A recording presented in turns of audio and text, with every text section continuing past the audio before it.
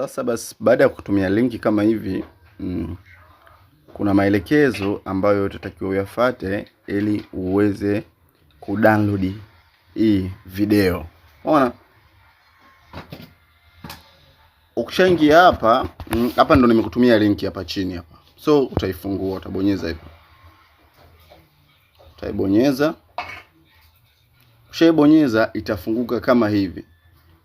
Hii baada ya kulipia, unaipata baada ya kulipia. Zingatia, unaipata baada ya nini? Kulipia. Baada hapo utabonyeza hii icon ya kudownload hapa chini. Ukishaibonyeza utasubiri. Itaandika huku download. Utabonyeza palipoandikwa details.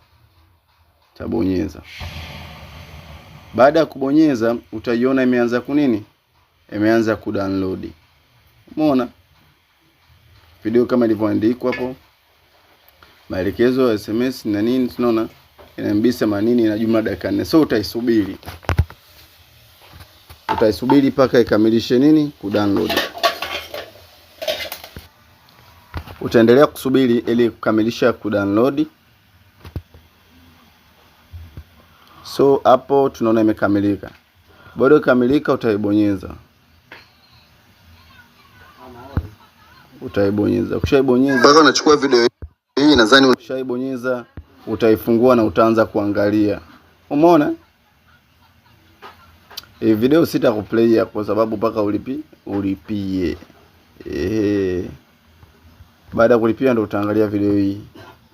Naendelea kusisitiza kuchukua SMS kutoka kwenye simu nyingine kwenda kwenye simu nyingine ni kosa sheria. Kwa hiyo basi